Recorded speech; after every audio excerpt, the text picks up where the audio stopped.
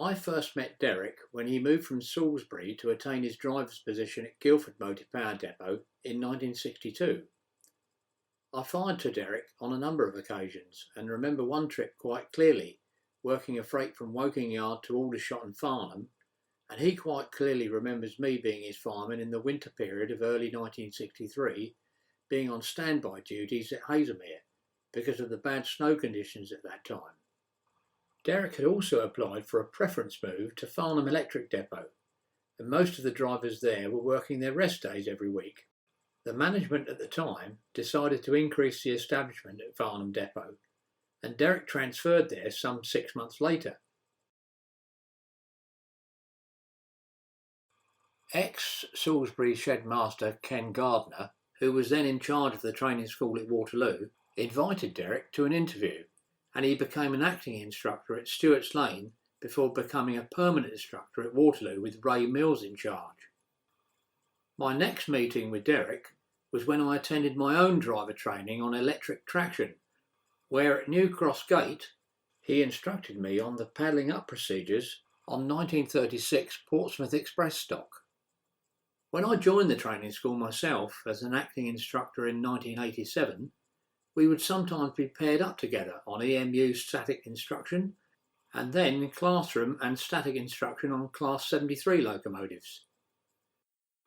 We shared common interests, as I'd been a keen Morris dancer at that time, and Derek as a young man was interested in the Oak Apples celebrations that were held at his local village of Great Wishford in Wiltshire on the 29th of May each year. In this photograph, Derek can be seen performing with the Wishford Early Birds Band, playing the bass drum. At the training school party each Christmas, Derek would entertain us all with songs he learnt as a boy, The Vlie Beyond the Turma and Flanagan's Band, but more about Derek singing these songs can be seen and heard at the end of this programme. Following Derek's retirement in 1994, I would meet up with him at social gatherings and other retirement events at Woking Railway Club, and when visiting Derek at his home recently, I recorded some of his tales.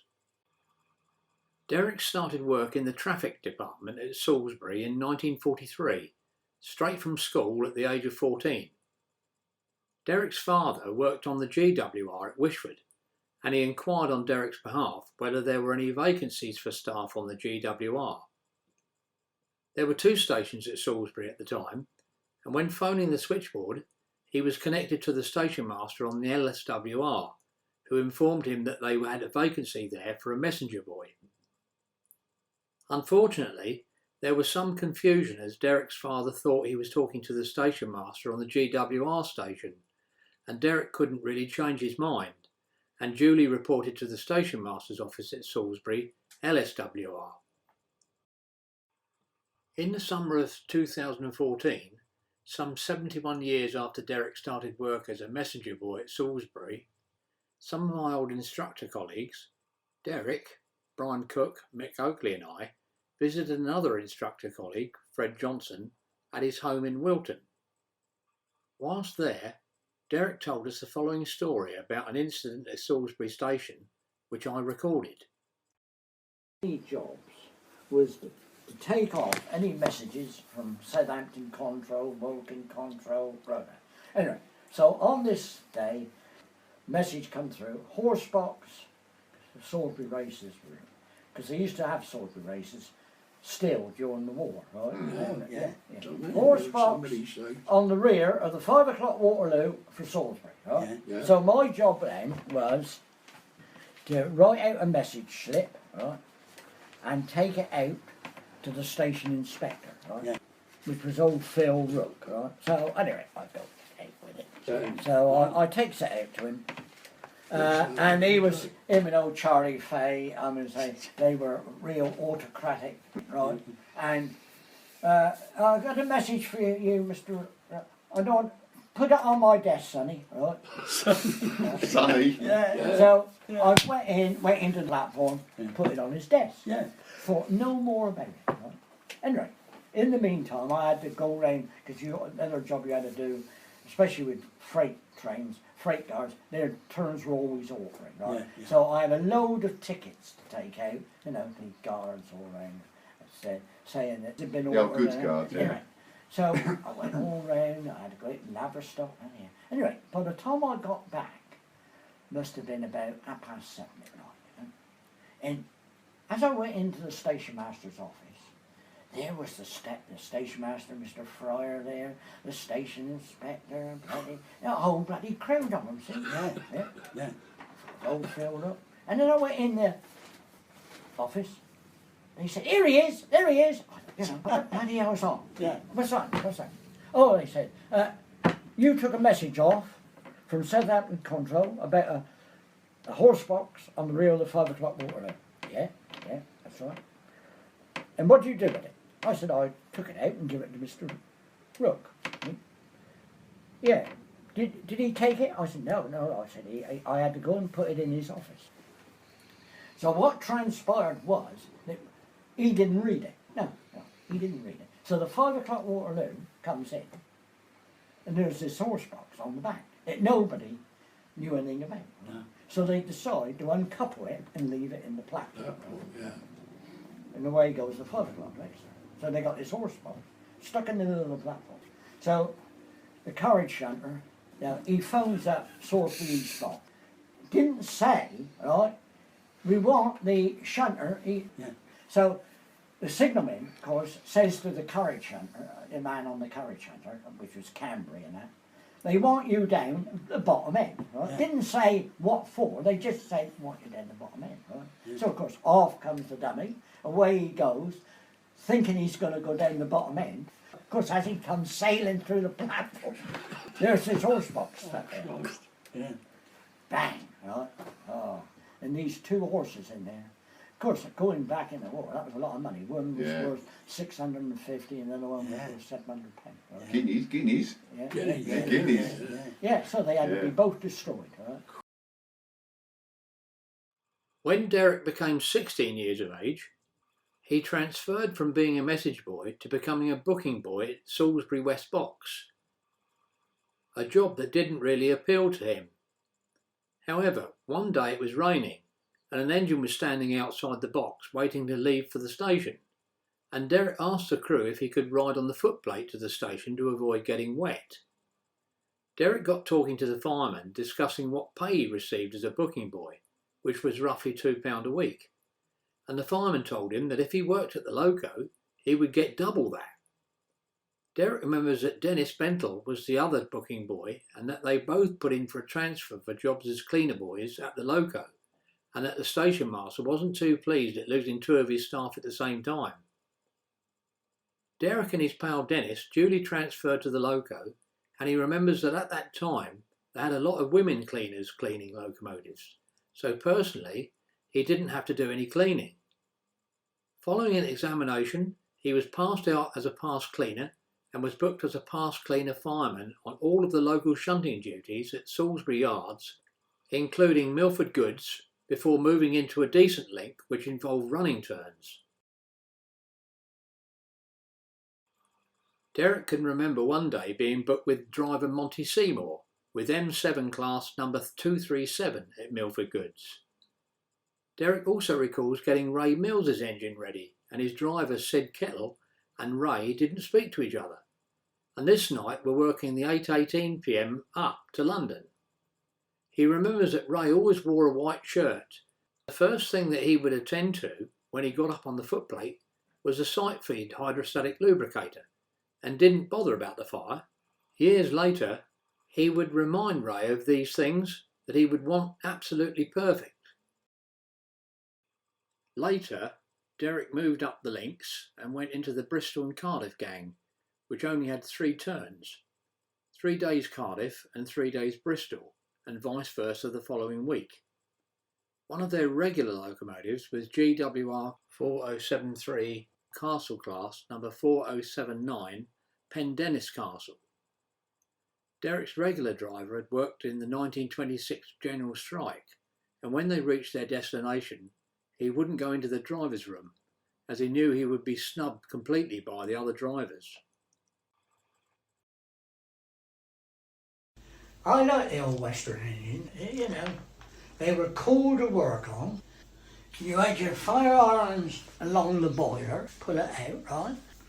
You didn't have to worry about water because you picked up water, right? Yeah. The old foreman at Salisbury, when you went into the Bristol and Cardiff game, you had 2 days to learn the scoops, right?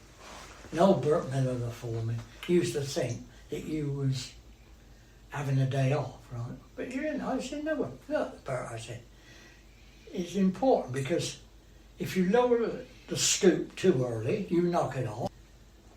And if you don't pull it up quick enough, you wash it out of the first car. Yeah. You know, they couldn't see that. They thought you was, you know, having a day off.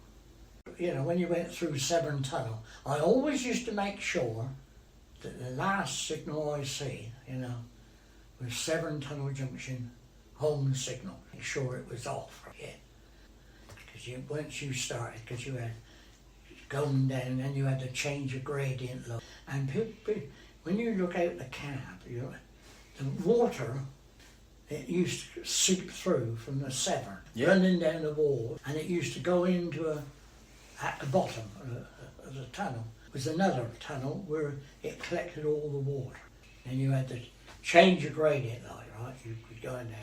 And as soon as you see the light, the old driver, and my mate, I had to watch him, right?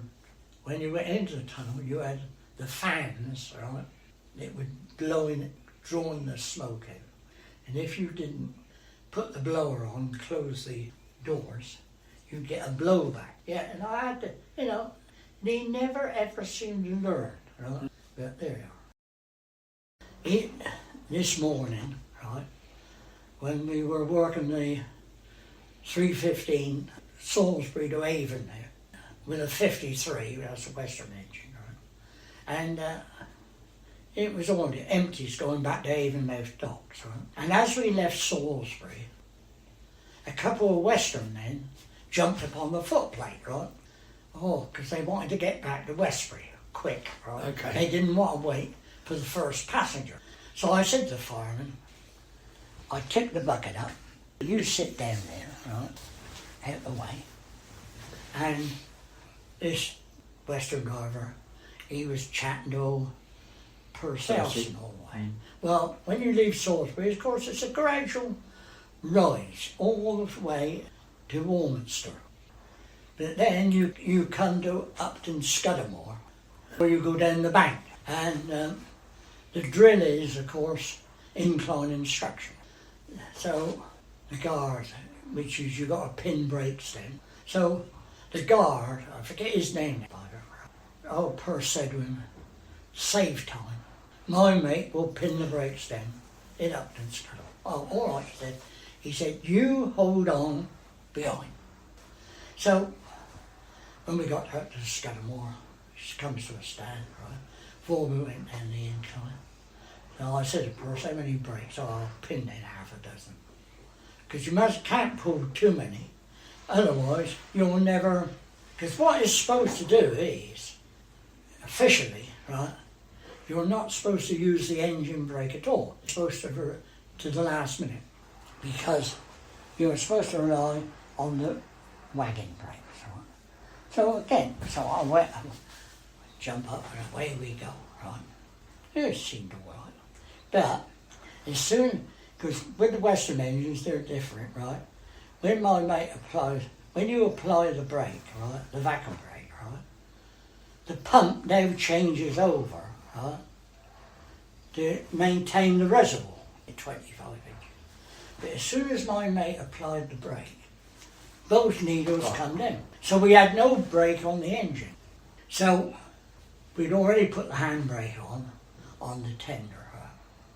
But didn't seem to make much difference. So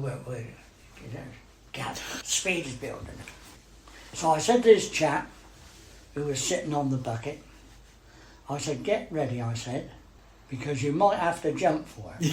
I could see us, you know, having to jump off instead of landing up in Westbury, you know. But then Purse put her in reverse, right? Yeah. And so I thought, and there's the distance on for Westbury. So I thought, well, I'll let the signalman know we've got problems. So I started sounding the brake whistle, right? Mm-hmm. The brake whistle really is for the guard. So, and I could feel all of a sudden, when I sounded the brake whistle, I could feel, yeah, because what had happened, I'd woken the guard up, he'd been asleep, right? Yeah, we managed to crawl in to Westbury. Of course, as I say, it was because the vacuum brake, right, wasn't working properly, right? So when the guard come up, my mate, which was unusual for old Perce, right, because he was a nice, soft-spoken chap, he said, next time, he said, you're going to come up and pin the bloody brakes down yourself. I had another turn with him, right? I was with Joey Alsford, and we were coming back, we were working a coal train back from Westbury, right? And when we got up the bank, the signalman said, I'm going to put you across the road, because he had the stars wrong. I'll put you across the road, he said, because the passengers left Westbury wrong. Yeah, all right. So we go across the road. Goes by. So off comes the signal and away we go, right? Of course it's all downhill now towards Salisbury with this coal train, right? 50 load of coal. So presently we see they got the distance on from Wyloo, right? So the signalman, we can pull up the box. I'm putting you in the loop, he said, because your guard is back at Walnut Street.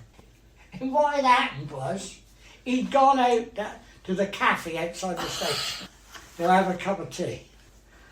And of course, away we went. And the trouble was, I couldn't exchange hand signals with him, right? Because it was so, foggy and that. Yeah. Oh, old Joey, he was a worry gut. So I should get the sack for this. I said, nobody, oh, he used that. How did they get him from up to his brake van in the end then? Did they have to taxi? Oh. So I don't know who paid. No. Whether he paid. I would have thought he paid. Pay for it, yeah. Yeah. When Derek was a fireman in the heavy goods gang, one of the turns was to work the 6:30 a.m. goods down to Templecombe. All his driver wanted to do was to get to Gillingham by 10:30 a.m. when the pubs opened. He'd upset all the shunters in yards where they called in if they were slow in their shunting duties. On reaching Gillingham, his driver would then leave Derek to do all the shunting. When they reached Templecombe, they would be relieved by Exeter men and then walk to the station to relieve the Brighton up from Plymouth. Usually this would be headed by a U-class locomotive. Their booked time of arrival at Salisbury was 2:05 p.m. and he'd do his utmost to get there before closing time at 2 p.m. As mentioned earlier, I worked with Derek on a number of occasions, training drivers on electric and Class 73 electro-diesel traction. However, the double-decker units had long gone by the time I joined the training school, but I had ridden on one as a passenger when travelling back to London Bridge following training on 350 horsepower shunting locomotives in 1970. I'll let Derek take up the story. I was one of the only men at the school who done the double decker. Right. Because I forget who the chief inspector was. Isn't it funny how these things come to you? So they wanted me to learn them. So I went down there with them. He finished up as chief inspector at Waterloo, and then Terry Smith took his job. So anyway, I went down, because it only done 2 trips a day, morning and afternoon, right? Because it would only go about 40 miles, because it was so heavy, right? So I'm up in the cab with chief inspector. So it had a strange brake. It didn't have a straight EP, well, auto, So we're running into Victoria. This chap runs in and he's he was seesawing the. I thought we were going to hit the blocks. Anyway, we come to a stand. I thought we was going to hit the blocks, but we didn't, right? Because he. Right. So anyway, everybody starts getting out, see. And finally this woman comes up, in her 50s, up. Oh, who was the driver of this train? So, only she said, when you stopped at Victoria, I was thrown forward and I've hurt my shoulder and I've got a violin recital. It's somewhere in London. So, all right, Fred somebody's name was. Anyway, he said to me, oh, you take all the details, Derek, all right? And he pushed it off. So, but I did, it was never, but anyway, it was never successful. I was responsible, well, not me actually, for it being taken out of service. Because I was training this chap, him and another chap from Salisbury. So I had to go down and train young Fury, right, and this other chap on the double-decker. So anyway, when I get down to Salisbury, goes in the cabin, right. Oh, Derek, at the moment you won't be able to do very much because the train is off the juice, right? Oh, God, do something. We'll let you know, right? So we sit in there with old Truey and this other chap, see, drinking tea. Penny comes there, all right, Derek, she's on the juice now, but she's all cut out, right? And if you've seen the cab, right, with all the switches it had, because there were switches for air conditioning, battery charging, goodness knows what.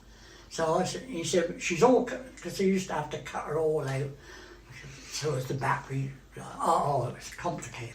So you've got, 4 cabs, right? Because it was 2 4-car units. So I said to this Truey and this Scottish chap, right, look, I said, you go up the front, I'll cut the other cabs in, and when I get up the front, I'll show you how the cab things have got to be cut in, right? There was a sequence, right? So I'm halfway up the last unit when I see, coming out the front cab, a cloud of smoke. So these 2 chaps stagger out. One of them, his hand was all black. So, what have you done? Well, there was a big flash, he said, and I think it's burnt my hand. So, we better get you down to hospital, for the local hospital. Which they did, they carried it off. It was only, in the end, it was only flash burn. So I said to this Scottish chap, how did that happen?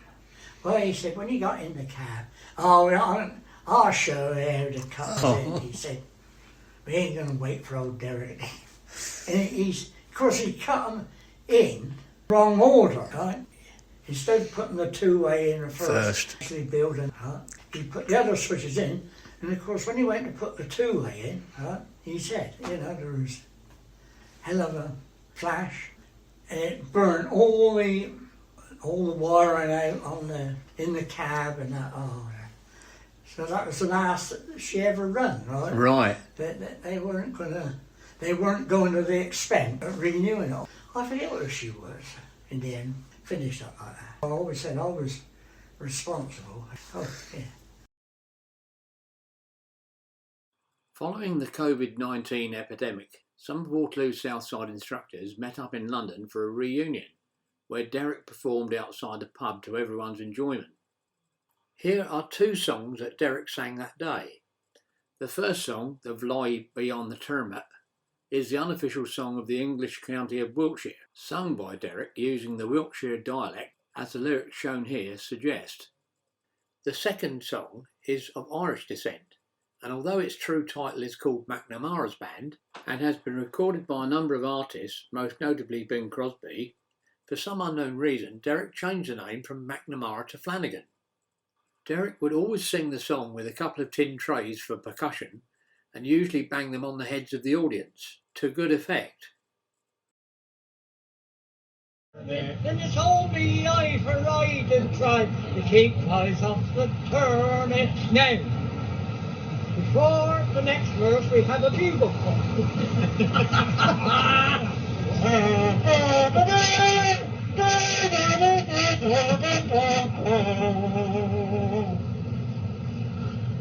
When I worked down on yonder farm, they sent for I am mowing. I sent word back I'd sooner get the sack than gee up turnip owing. Now hold me jolly farmer lad, that stays at home so warm. I now concludes my duty with wishing you no harm. The fly beyond the turnip, and it's only to try to keep flies off the turnip.